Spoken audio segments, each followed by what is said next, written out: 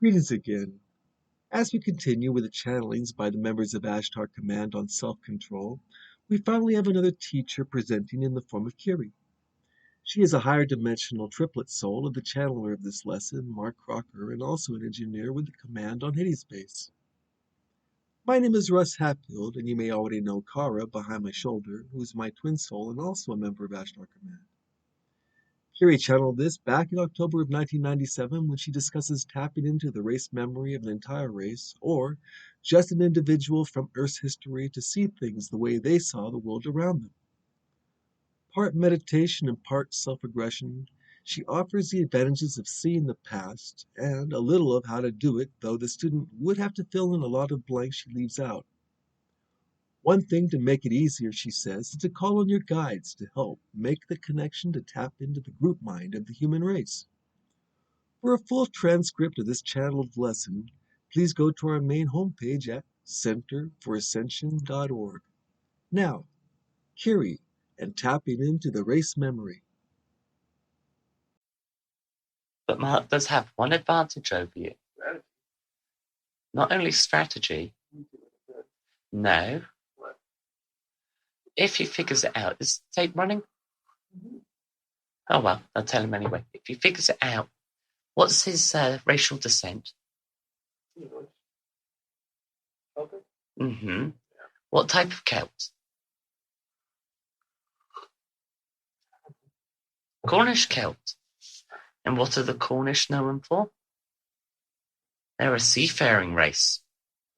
One of their pastimes is piracy. But can you draw upon that? I mean, you could. If you can 'Cause you figure out... You could just suck up on your past life experiences and go, yeah, that's right. Mhm. If you can tap into the racial consciousness, and we told you how to do that, put two and two together, you would be dealing with not just Mark, but his whole entire race memory. We'll see. Mm-hmm. Okay, now let's get down to business as I'm doing the ring mistress duties. I'm quite well, I'm sure. Okay, now let me see. How this Sleeping Beauty sitting in a chair with her portable. You all crashed out? No, she's linked into the main computer at the moment on a terminal. Just monitoring the situation. Mm-hmm. Now, let me see. Okay, hello and welcome to the channeling session tonight at 8:45 p.m. on the 29th of October 1997. You're going to lie down. Do I have to coerce you? Okay. There you go.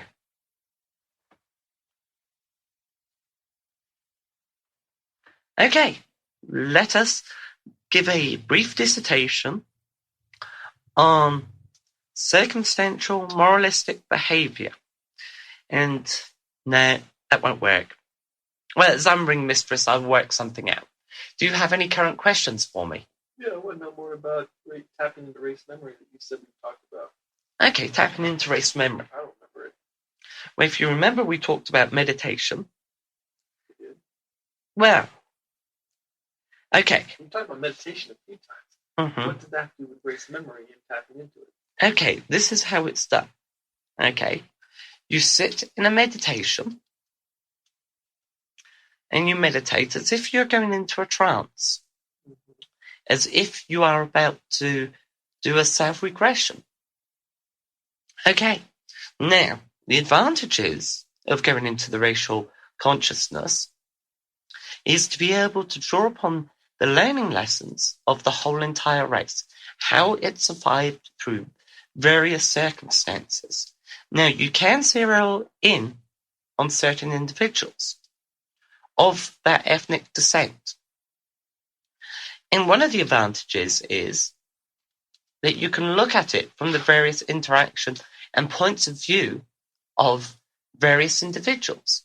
Not just one individual as in a past life regression of yourself, but of a myriad of different individuals. You won't get what they are thinking or what they were thinking at the moment, but you will get what they experienced. Sights, sounds, feelings, and you won't be able to change the actions because they've already happened. You won't be able to stop and pick up a piece of grass unless they stopped and picked up a piece of grass. You will experience everything they experienced except what they're thinking. And also, as you experienced it as it happens, as it happened at the occurrence. Let us say I was to tap into the race consciousness of the Highland people, not the Highland family or the Tanaka family, but the Highland people that lived up on the high plateaus where I was born and raised as a little girl. You okay down there? Or do you have a cold? You have a cold, don't you? Anyway, let us say I tap into the race consciousness of the Highland people. And let's say I want to tap into the experience of a young man and his first love. I will experience everything he experiences. Every sensation, except for what he's thinking. You a little too tasty in there? There. Any questions?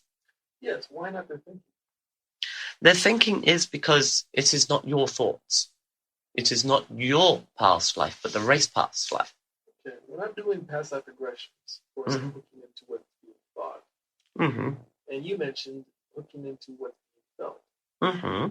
Two things to say. No. Why not? Feelings and thoughts, in the way that you mean them, are the same. But feelings, the soft fur of the kitten, the natural fibers of the blanket, emotions, but general emotions, not the thought process of the emotions of, oh my God, I'm so happy. Oh, so scared, thrilled, whatever. Mm-hmm. Well, why is that? Why can't you look into the thinking? Because it is not your past life. You are experiencing a group past life. And you have selected an individual that you wish to experience. Oh, okay. But it is not yours.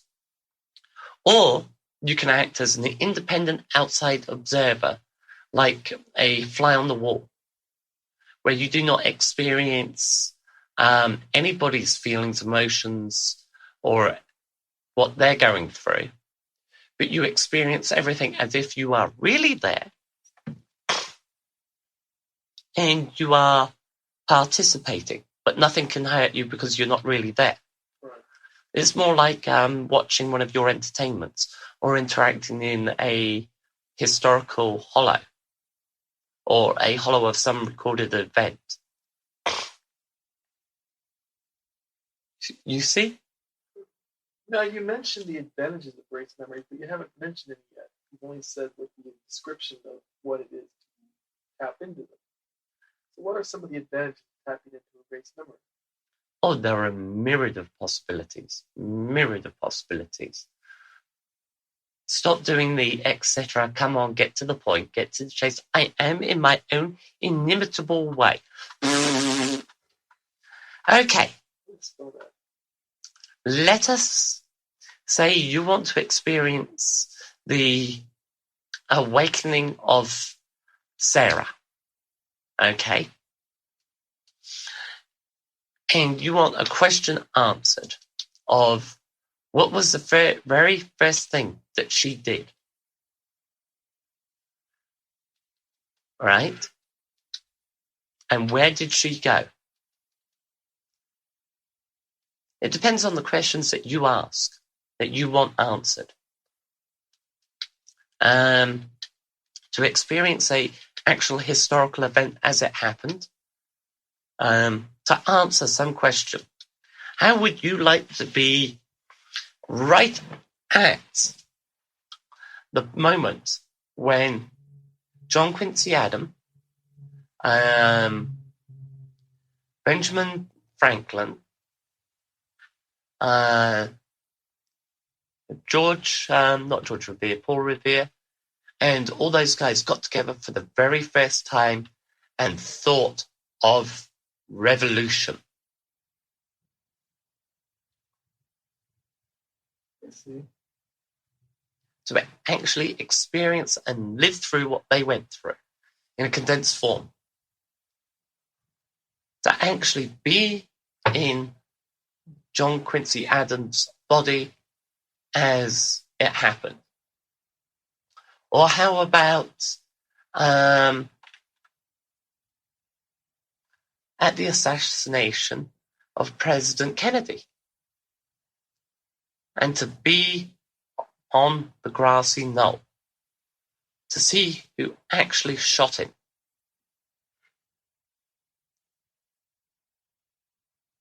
Now, in this tapping into these to find out these events, are you guiding yourself or your guide guiding you?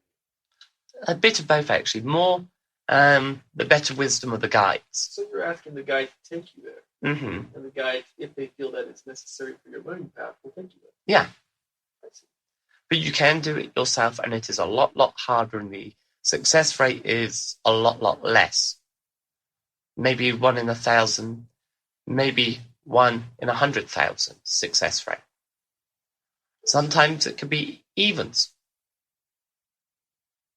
Now, how do you separate Wraith's memory from a really active imagination?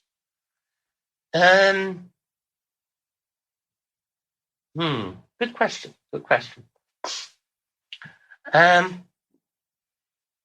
How it happens is the pictures that come are not so much your thoughts. For example, you have your eyes closed, you're in your trance state, and you stop thinking, and you see the things around you. Like right now, right? Stop typing out the keys for a second when you finish, and without thinking of anything in your head, look around the room, right? And as you look around the room, you see things. You are listening to my voice, or rather Mark's rather gravelly voice due to his current problem. You are seeing the colours, but you're not thinking thoughts. Now, let us take that and say that you are at the signing of the Declaration of Independence. You feel the warmth of Centennial Hall. You look around. You see all the hosts gathered there. You see Jonathan Hancock write his big flourishing signature across the bottom of your Declaration of Independence. And the thoughts that you have of, wow, oh my. And you hear the people talking. You see them assemble and make the hush as they read out the declaration. And you are hushed. And the feeling of awe that they are also experiencing is your own. Not a remote experience. You see?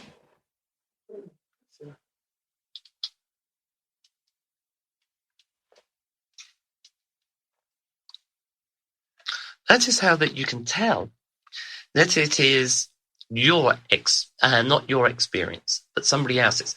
Something that's not from a overactive imagination. Come here. So it's the reality of the event. Yes. That you feel. Mm-hmm. You can't touch anything. You can't reach down and pick up a pen. You can't reach down and pick up the quill. You can't turn the pages in the book. You can't walk over and push somebody out the way.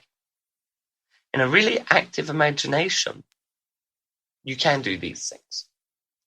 Now, during this viewing of this racial memory, are your guides giving you information as they do in a past life regression? No. They are there to stop sensory overload, to make sure you do not see things that they don't think you should. They are there to watch and protect you. To keep an eye on you, as it were. Why? What could happen? Sensory overload. For example? You're getting too much information into you. Let's say you're inside the Great Pyramid, right? The one on Sirius, not on Earth, right? You're getting all that energy pumping into your system. You feel the calm feeling. You follow Sarah as she walks out the door for the very, very first time. And you are overpowered by the smells, the sounds, the heat, all the cool air. And all these things start going through your system. Now, what happens in sensory overload is the body will shut down. When you have too much information coming into you, right, what happens? Sure, sir. Yeah, you lose interest, your mind blanks out, you walk away, whatever. In everyday occurrences, when you have sensory overload, you get a headache and so on. Now, your guides are there to stop that from happening, because if that happens in your regression or your viewing of a race memory, what occurs is you are shut down in that time until you come to again. Now, that could be a few minutes, could be a few hours. That's not good, because you are stuck in that world for that length of time. I see that. Any more questions? Just one more. Uh-huh. It sounds like in your description this has actually happened to you. What, sensory overload or past race? Yeah, sensory overload during a racial memory. No, it hasn't. I experienced somebody's life that did. Because being a coercer, you have to be able to watch out for things like that. If somebody's doing something important and they have to do a sensory overload, right? You want to be able to nip it in the bud so that they don't have a sensory overload. Let us say I'm working with a young lady, right? And she is doing a very delicate piece of operating on an equipment with a laser scalpel, right? And she starts to have, or a laser drill, and she starts to have sensory overload. Now, what can happen with that laser drill? Not a dangerous thing. Exactly. So as a coercer, one of my jobs is to be able to step in and take that sensory overload and turn it into something that is useful for her. Or, let us say, heaven forbid, I'm assisting as a part of a coercer healer. Heaven forbid I ever get involved in that. And the healer starts to have sensory overload. Or the patient starts to suffer from sensory overload. I have to step in and be able to change the situation. That makes more sense. So you've never been curious to go back and see what Sarah did in her first steps out of the Great Pyramid? I have been curious. You are a librarian, so. Yes. But that is one of the jobs, one of the things that I will do at a future time. Oh. Why would I want to go back now when I would not fully appreciate and understand the experience? And if I did it now and then again later on, then I might not enjoy it as much.